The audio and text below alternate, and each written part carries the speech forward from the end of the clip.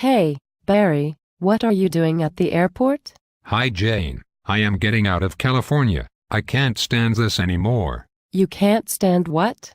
What's wrong? You have lived in the Golden State all your life. I was talking to Linda. She says you only have 5 years left to pay off the shop so you guys can retire. Yes, that was our plans, but the state of California has cut my business in half. The shop is not going to make it.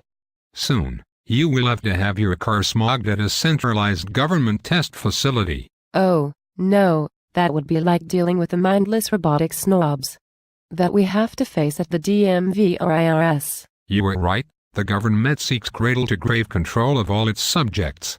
Absolute power corrupts absolutely. We live in a dictatorship that masks itself as liberal democracy. The Constitution and the Bill of Rights have been eroded into old worthless pieces of paper that belong in museums and no longer to protect we the people from oppressive state tyranny. Barry, I understand this has something to do with the program called STAR. I just don't understand what it means. I don't know anything about cars. Will you please explain to me what it is about? Okay, I have a few minutes till I have to get on the plane. It all started when the state was told by the federal government that they were not meeting air pollution control goals. So the government paid a research company called Sierra Research, Inc. Its job was to find out why California was not meeting federal air quality goals. But Barry, isn't breathing clean air the whole purpose of the smog check program in the first place? Isn't evaluating the smog program from time to time a good thing? Yes, it is, Jane, and many people who were in the field welcomed the report and wanted to help in the process of improving the smog check program. Honest shops have had to deal with crooked shops for so long that air quality suffered. We thought the report would help us. What do you mean crooked shops? There are some shops that don't care about fixing cars, or air quality, or taking pride in their work. What some shops do is take a car that is putting out hundreds of times more pollution than it should and pass it anyway by using a new car in its place during the smog test. This type of cheating is the very worst in the industry and is called clean piping. So why didn't the government and the smog check industry come up with a way to catch those crooked clean pipers? We tried very hard to be included in the process. The state would not let us look at the report until they had modified it for years. Ooh, come on, Barry, do you have proof of any of this? Sadly, I do, Jane. The state of California admits in public that this is what happened. Look at this clip of a meeting in which Charlie Peters is trying to get a copy of the Sierra Research report. We anticipate that it will be released very shortly, and we'll make sure you're one of the first people to get it. Well, we've been hearing the same rhetoric for years, and we think it's appropriate for this to get out. And who is holding it up? You have a copy. Your Resources Board has a copy. You're the ones who contracted for it. And the report is not completed. As soon as the report is completed, then it will be released. The Sierra Research has indicated otherwise. They indicated it was final in March of '09 and delivered to the Air Resources Board. It's not final. It's still in draft form. So you are modifying their final report, is that what you're saying? The report has been modified since 2001, continually. So the Bureau of Automotive Repair used taxpayer money to have a report done, then wouldn't let anyone look at it until they had rewritten it for several years? Yes, those are the facts. And by the way, guess who turned out to be the bad guys in the rewritten Sierra Research report? I guess it would be the only people without a voice in this, the people that work for a living. I bet the Bureau of Automotive Repair did not take any blame at all. You're absolutely right. All the blame went to smog shops and smog techs. They painted us in such a bad light that over 50% of us are accused of cheating, so bad that we do not deserve to be in the smog check program. But Barry, that just can't be true. 50% of smog guys are cheating? That's what the Bureau of Automotive Repair would like you to think. The fact is they have admitted in public the number that they believe are cheating. Look at this clip and see for yourself, in the bar chief's own words. The owner's business license has been pulled for good. As for the number of shops clean piping, the BAR says it could be up to 1,000 of the 7,500 in this state. When this gets out to the folks and they see what happens here, maybe somebody who are fence sitters will change their mind and want to do it correctly.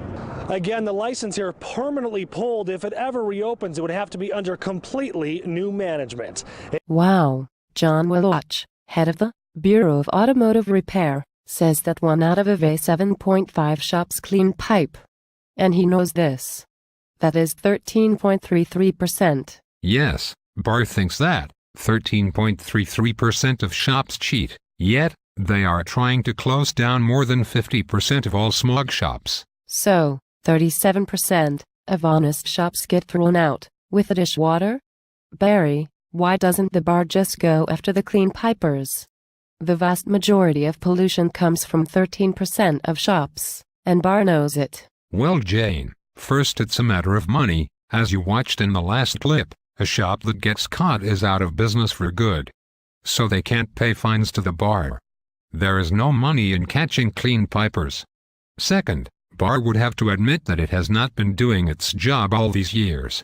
The best Bar can do to protect its squandering of taxpayer and certificate money is to blame the smog industry and destroy the lives of thousands of hard-working people. But Barry, that can't be true. I know the state is broke. Oh, is that right?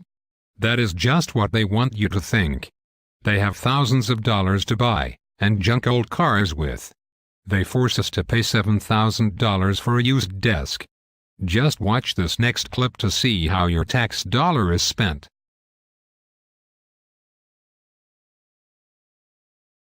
I'm sorry, I think I missed something a minute earlier. It was $525,000 was the total new furniture purchase. Is that correct? That's correct, for the fiscal year. And you added 40 employees? That was detailed to explain the El Monte, which is So how a much smaller was the number of furniture that. for El Monte? The furniture for El Monte was $162,000. For 40 new people? 40 new people and other changes. What's And the math on that? Can you do the math? It on works that? What out is that to per person? it's around, I think, $5,000 for a workspace. It's around $7,000. $7,000 for a workspace? What is a workspace and like what constitutes a workspace? I mean, is this like computers and building, or is this just a This is desk and a chair? basically building a cubicle. It's a building a $7,000 cubicle? Is that normal in office furniture Yes, cost? this is the state contract provider. So the state contracts that state workers get a $7,000 desk, in essence. Oh, What am I missing? This is disagree what I with don't that understand. statement. So what am I missing? I here? would disagree with that statement. Okay, but so I would, we've agreed it comes to $7,000 per person for a workspace. So what is that? I will share a picture with you. Perfect. The sergeant. Do you have this one in there? It's the full cubicle. It's not, to be fair, it is not just a desk. So it's a desk with walls. I'm not being flippant. I'm just I'm trying to understand how when we're cutting drastic critical services, when we got 44 kids in a class, when we are decimating public safety, all these types of things, I've got to go back and explain to my constituents how it made sense to spend $7,000 per employee so they have a place to sit and work. I mean, and is that, I mean, do you think that's a reasonable amount? You want me to respond? I mean, do you think that's reasonable? Could you say that for a state worker, $7,000 for a new employee per workstation is a reasonable amount? Excuse me, I think DGS is better prepared to answer that question. I see you over. If they're getting it off the contract list, then I think Okay. DGS is the Fair enough. appropriate. Is it an unreasonable question to ask that $7,000 for a workstation is exorbitant? To the layperson, no, it's not an unreasonable question. I understand your question. You have to have the understanding that this is the power that comes to that. This is the cabling that comes all the way back from the boards, from the from the electrical panel and from the actual switchboards and everything. It's a compilation of everything that goes into that office. It's the cubicle that contains the printer. But not the printer. But not the printer. So it's an average for everything that's in that workspace. Right. For, per, we usually try to knock it down to a per cubicle, and it's 5,000 to 7,000 depending on. It just seems like part of what we heard earlier is kind of the purchasing power of the state. And I apologize. I'm Bob Courtney. I'm the Assistant Deputy Director for Real Estate Services. Perfect. Thank you, Bob. The part of what we heard earlier was the purchasing power of the state. So because we do so much and we do so much in bulk, we get these great deals. Mm-hmm. And I mean, I don't know. I haven't built office furniture, but it seems like 7,000 per desk is a little high. And if we were just buying a desk, it would be. But Or for a cubicle. Well, as I said, it's the total build out of that. It's it's the labor to install it. You don't just pick up a modular furniture and bring it in. It has to be assembled, and it's the design time for it. It's the complete package for that modular furniture. Okay. And I get the state can't do it this way, but I bought a desk for my house. And I went to IKEA and I picked out a nice one and got it home and assembled it, and it was significantly less than 7,000. And I just think it's hard to go and justify in these really tough times where we're making all these drastic cuts that on a regular basis, this is the cost. It seems high to me. Back to so it was 40 for the El Monte facility out of the 525,000 you said for the whole fiscal year. Was that a correct number for furniture? That's correct. How many new employees were added for that? This is to accommodate about 200 new employees. So is the math the same on that? I'm not very good at math. Actually, it should be less than that. Yeah, I believe it's less. Actually, in 2007-8 and 2008-9, we received 270 new employees for the Air Resources Board. But in addition to the new staff, that's pretty significant. That was over a 20% growth in 2 years.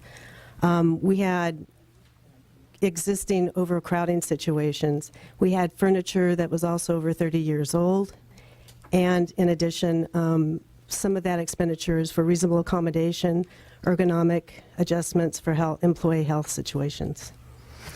So what would you say the average is for new employee furniture spent? In El Monte, it's 7,000 across ARB. What would you say it is? 5,000. I would say a general rule of thumb for budget purposes is 5,000 an employee, a new position, on the average. That still seems really high.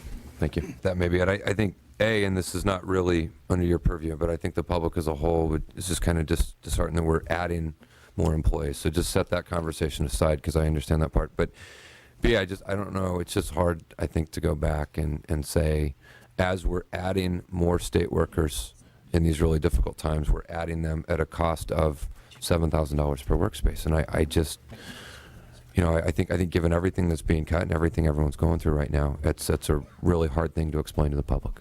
And it just seems exorbitant. And I just want to add that, like per the question, the first thing we do is go to our surplus inventory. We have 2.5 million square feet. We have our own little parts warehouse that we maintain because we know these workstations, we have 8,500 of them, drawers break, parts break. So what we do is we maintain our own internal inventory before we go out and purchase replacement furniture, because we realize that's an asset that we have, and we have employees that are actually trained to do these minor repairs. So then, if I understand that correctly, the cost for a new modular would actually be more than $7,000, because I assume when you're adding new employees, they're not all getting brand new workspace because a lot of them are drawing out of storage. Correct. If we've got a space, for example, Right. we can place a new employee in there. In the case of this phone center, So the average cost for new employees to equip them is 5 to 7, but a lot of those are going into old, previously used or repaired furniture. So what would be the cost of one brand new workstation for one employee on average? $5,000.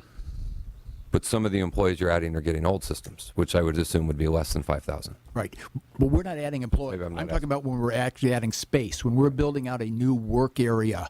Right. If we're putting a new employee because of attrition into existing workspace, you're right. That cost is not in the cost of that new employee. Right.